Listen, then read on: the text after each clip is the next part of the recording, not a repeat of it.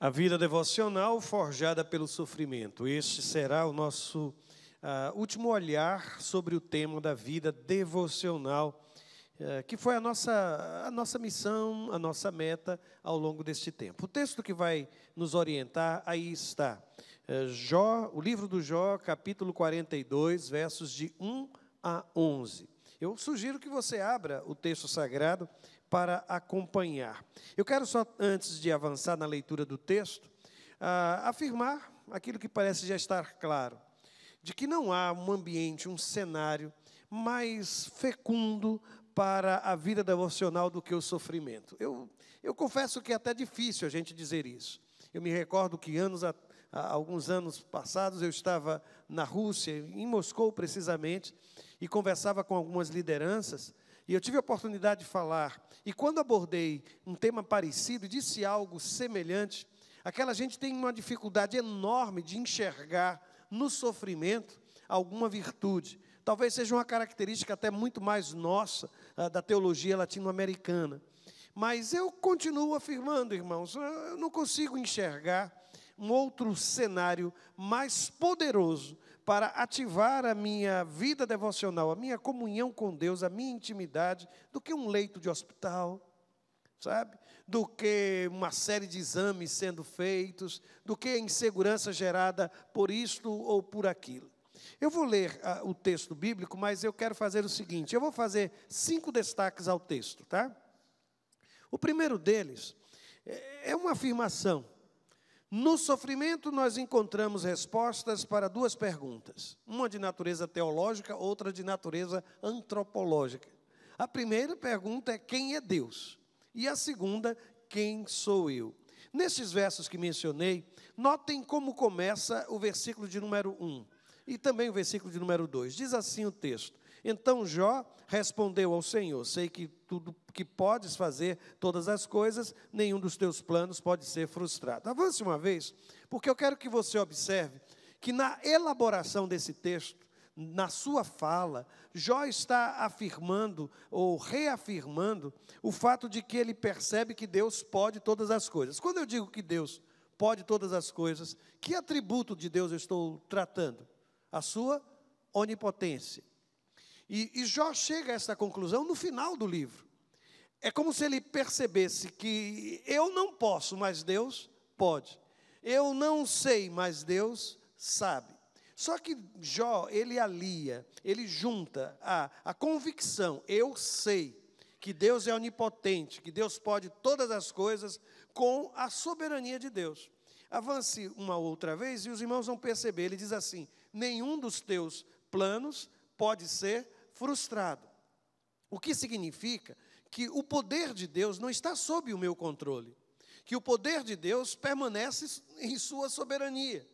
Mesmo tendo passado por tudo que passou, ou porque passou por tudo quanto passou, Jó chega a essa conclusão. Primeiro, de que Deus pode todas as coisas.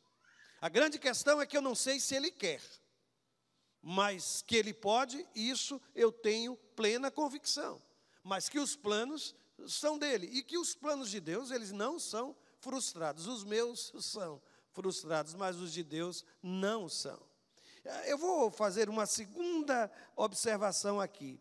O texto sagrado vai avançar agora não mais na perspectiva de Deus, quem é Deus, porque a gente já afirmou aqui 2 coisas, que Deus ele é onipotente, e segundo, que ele é soberano. Os planos dele não podem ser frustrados. Mas eu disse que além de responder a pergunta quem é Deus, o texto também responde a pergunta quem sou eu, quem é o homem. Notem o versículo seguinte, o versículo de número 3, quando ele diz assim: tu perguntastes, quem é esse que obscurece o meu conselho sem conhecimento? Aqui é a palavra da boca de Deus, e quando Deus está dizendo assim, quem é esse? Pode passar, avançar uma vez? Quando Deus diz tal coisa, Ele está confrontando Jó. Ele está dizendo, olha, quem é você, meu amigo? Quem é esse que obscurece o meu conselho sem entendimento? A essa pergunta, na continuação do texto, Jó vai fazer uma confissão. Ele diz assim: certo é que falei de coisas que eu não entendia, coisas tão maravilhosas que eu não poderia saber. Notem ali, falei de coisas que eu não entendia. Eu quero dizer a você que tenha muito cuidado com a sua boca, quando você estiver passando por um sofrimento. Eu não sei se quando você está irritado ou irritada, você diz coisas que depois se arrepende. Eu não sei se quando você está agitado, você age pelo impulso e de repente você acaba machucando alguém, você acaba ferindo as pessoas que estão à sua volta. Mas no sofrimento, o grande perigo é usar o meu lábio, a minha boca, para dizer coisas que, na verdade, eu não entendo. E Jó está confessando isso. Olha, em meio ao meu sofrimento, eu abri a minha boca e disse coisas que eu não entendia.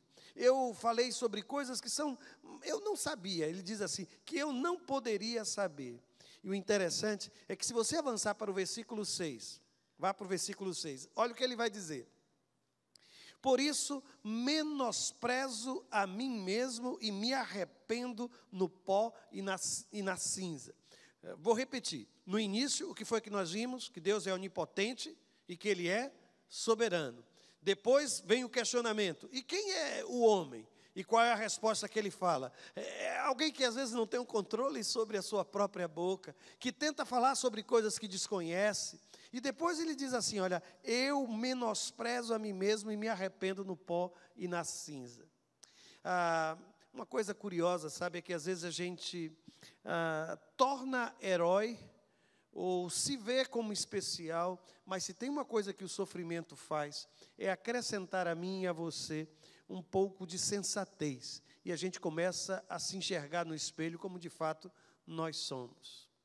É impressionante isso. E esta é a confissão deste homem. E quando ele diz assim, me arrependo no pó e na cinza, eu fiquei lembrando que houve um momento em que Jó literalmente sentou-se junto à cinza. Lembram-se disso? Eu fui buscar a referência. A referência não está no capítulo 42, está no capítulo 2, versículo 8, quando ele diz assim, então Jó, com o corpo coberto de chagas, apanhou um caco de louça, com o qual se raspava sentado, notem, sentado entre as cinzas. Ele sentou-se entre as cinzas, pode avançar uma vez? Isso. Ele sentou-se entre as cinzas por conta da enfermidade. Só que quando lá no final do capítulo 42, ele diz que novamente ele se arrepende no pó e na cinza, não é por uma questão física. Não foi mais a enfermidade que colocou ele sentado sobre as cinzas, mas foi o reconhecimento de que ele não era nada, que ele não era ninguém. Às vezes a gente tem um verbo estranho que a gente heróifica, sabe? A gente cria uma mentalidade de vencedor, sabe, triunfalista, mas o sofrimento me mostra exatamente que eu vim do pó, que eu fui criado do pó. E aí a gente se senta no pó e na cinza. Algumas vezes por uma questão física, mas quando a gente descobre isso a partir de uma percepção espiritual, coisa maravilhosa, não é? É saber que o sofrimento tanto me acrescenta mais acerca do conhecimento de Deus, como também acerca daquilo que eu sou. Segunda observação, eu lendo o texto, eu percebi que o texto do capítulo 42 nos mostra que a cura para o sofrimento não virá através da fuga. Ninguém é curado do sofrimento fugindo. Ninguém é curado da dor fugindo. E é interessante porque Deus confronta esse homem. No versículo de número 4, ele está escrito assim, Jó conversando com Deus, tu disseste, agora escute e eu falarei. Vou fazer-lhe perguntas e você me responderá. Escuta essas duas palavras, tá? Agora, escute. Tem tanta gente com dificuldade de escutar, não? Eu, às vezes, penso que o sofrimento, ele abre os meus ouvidos. É um momento em que Deus, sabe, faz com que eu pare e diga, olha, você está aqui, hoje dirigindo de volta para casa, depois das terapias de Davi, eu precisei parar o carro 3 vezes, tentando conversar com ele para ver se ele ficava um pouco mais confortável. Ele ficou muito desorganizado em todo o trecho de retorno à casa. E foi tão difícil conversar. E eu comecei a pensar, meu Deus, quantas vezes sou eu que não consigo ouvir o que Deus quer me dizer. Ele para, sabe, a minha história, sabe? Ele para a minha rotina, me coloca sentado, às vezes me coloca no leito de um hospital para conversar comigo, e eu não quero parar. Aí ele chega uma hora que ele pega assim pelos braços, ele, agora, sabe? Escute. Você já sentiu Deus fazendo isso com você? Peraí, eu preciso conversar. Sente-se, que eu preciso conversar com você. Aí a gente para, e eu não sei quantos já ficaram, por exemplo, numa cama de hospital, ou dentro de sua própria casa, no seu quarto, e o teto parece virar um painel, não é, de LED, sabe? E a gente começa a ver tantas coisas, e a gente começa a escutar tantas coisas. Eu volto a insistir, não adianta fugir. E Deus, Ele nos convida a enfrentar, olha, pare e escute, você precisa enfrentar isso. Se quer ser curado, precisa enfrentar. Terceira observação. Se você quiser saber quem é Deus, pergunte a alguém que o conheceu em meio ao sofrimento. Me perdoem os teólogos que aqui estão, viu? Mas o teólogo, ele pode até falar acerca de Deus, mas da pessoa de Deus, do relacionamento com Deus. Há uma escola de teologia chamada sofrimento, sabe? Chamada dor, chamada angústia, em que a gente aprende muito sobre Deus a partir de um relacionamento estreito com Ele. Não é aquilo que eu leio num livro, mas é aquilo que aquela ferida produziu no meu coração. Eu vou tentar explicar isso usando o texto sagrado. Versículo de número 5. Jó, depois de passar por toda a provação, ele fala da experiência dele devocional com Deus, dizendo o seguinte: meus ouvidos já tinham ouvido a teu respeito, mas agora os meus olhos te viram. Dois sentidos humanos, a audição e a visão. E o que ele diz é que a experiência dele com Deus se tornou algo concreto, visível, palpável. É como se ele dissesse: olha, eu deixei de ser um cristão nominal e passei a viver isso de uma forma intensa. Eu deixei de ser um aquecedor de banco, um sentador de banco, e eu comecei a sentir a experiência com Deus de uma forma mais plena. É essa transição que faz com que Jó fale de Deus com uma intimidade que às vezes nos escapa. E aí eu volto a dizer, quer conhecer Deus, separa um tempo para conversar com gente que conheceu a graça de Deus, o poder de Deus, sabe, a partir de uma situação de dor, a partir de uma situação de sofrimento. Quinta observação, aliás, não, deixa eu fazer aqui uma referência. Eu estava, onde? Isso, estava no número 3, agora é número 4. Número 4, o sofrimento do outro, mesmo do meu inimigo, não me torna uma pessoa melhor. Eu vou tentar explicar de onde esta observação surgiu. Há um interlúdio no texto. Depois deste versículo último que lemos, o versículo de número 5, Deus, ao invés de estar falando com Jó, o texto sagrado diz que ele se dirige a Elifaz. Elifaz é um dos amigos de Jó. E Deus, ele é muito enfático com Elifaz. Repreende tanto ele quanto os amigos. E depois Deus, olha a missão que Deus dá àqueles homens. Diz assim: levem 7 novilhos e 7 carneiros, e com eles apresentem holocaustos. Em favor de quem? O que é que está escrito? Em favor de vocês mesmos. Aí você fica imaginando, quem é que estava passando pelo sofrimento? Jó. Mas quem é que precisava apresentar sacrifícios? Os amigos de Jó. E Deus é muito claro, porque diz, olha, vocês disseram tolices, vocês colocaram diante de Jó inverdades. E Deus aqui está desafiando estes homens, os amigos de Jó, a oferecerem, e não é um sacrifício pequeno, gente. 7 novilhos, 7 carneiros, isso é muito dentro da prática de sacrifícios do Antigo Testamento. É como se Deus dissesse, vocês vieram para cá e colocaram o dedo no rosto de Jó para dizer que ele estava errado, que ele estava em pecado, que ele deveria confessar suas faltas, mas o problema não era em Jó. O problema de Jó revelou, na verdade, as dificuldades, ou melhor, a tribulação de Jó revelou os problemas escondidos no coração dos amigos dele. E eu vou dizer, sabe, acusar alguém de alguma coisa, ou identificar o erro de alguém, não me torna santo. Se eu conseguir afirmar e provar que você errou, isso não faz de mim uma pessoa melhor. Eu não sei se você já percebeu, mas tem gente que às vezes tem prazer em denunciar o erro alheio. como se aquela pessoa se tornasse mais virtuosa a partir da identificação dos demais como pecadores, indignos da graça de Deus. Aqui eu estou aprendendo com a história de Jó que não funciona desse jeito. Mas agora sim, número 5. Todo o processo de reconstrução precisa começar e se alimentar através da oração. Capítulo 42, versículo 10. A Bíblia diz que eles são desafiados a apresentar o sacrifício, e Deus faz questão de dizer, olha, quando vocês estiverem lá, Jó vai interceder por vocês. Nesse momento, aí o texto diz, depois que Jó orou por seus amigos, grifa isso, o Senhor o tornou novamente próspero e lhe deu em dobro tudo o que tinha antes. Se você quiser ver isso numericamente, é só acompanhar lá, a partir do versículo 11, 12 em diante, especialmente, vai falar, inclusive, número por número, de quanto Deus multiplicou. Mas o texto diz que o processo de restauração de Jó começou a partir do quê, irmãos? De um momento de oração. E aqui o texto sagrado diz que ele ora pelos seus amigos. Tenha muito cuidado, porque, eu vou dizer de uma outra forma, algumas vezes a minha oração, especialmente quando eu estou aflito, ela se reveste de um certo egoísmo.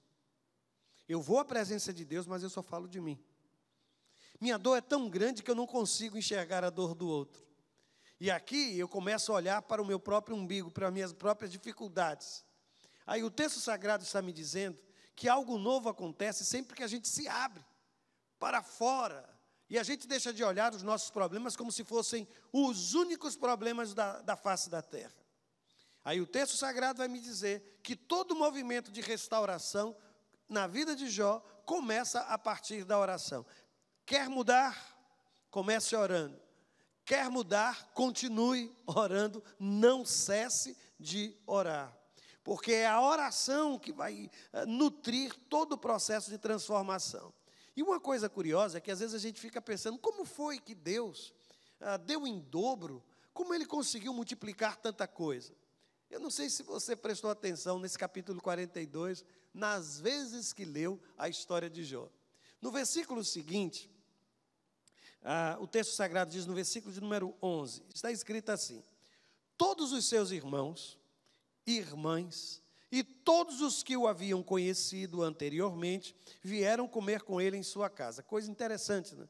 Porque ao longo do sofrimento, ele fala que ninguém mais queria vê-lo, que as pessoas, ele passou a viver um isolamento terrível. E é tão forte isso, porque aquilo que os fatos, sabe? Aquilo que de fato aconteceu com Jó, é contado, acho que em 3, 4 capítulos. Mas toda a discussão se segue até o capítulo 42. É como se o texto dissesse, às vezes acontece isso, mas a discussão em torno do fato se torna muito maior do que a gente possa imaginar. E aí o texto sagrado diz que aquelas pessoas que um dia esqueceram dele, foram todas para a casa de Jó. Só que o texto vai dizer que agora sim, eles o consolaram e o confortaram. 2 verbos lindos. Grifa, por favor. Eles os consolaram e confortaram por todas as tribulações que o Senhor tinha trazido sobre ele. Agora, aqui está a nota que eu queria que você prestasse atenção. Veja o que é que a Bíblia diz. E cada um lhe deu uma peça de prata e um anel de ouro. O texto me dá essa informação em paralelo à reconstrução financeira da vida de Jó. Você consegue fazer alguma associação? Como foi que ele começou, irmãos, a reconstruir a vida dele? Cada um que chegou, passou um pix para ele, né?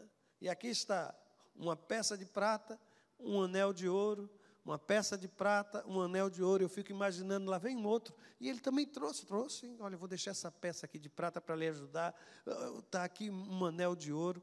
E eu fico imaginando como Deus usou uma peça de prata e um anel de ouro na vida de Jó, para que aquilo se multiplicasse e fosse o início do processo de soerguimento daquele homem de Deus.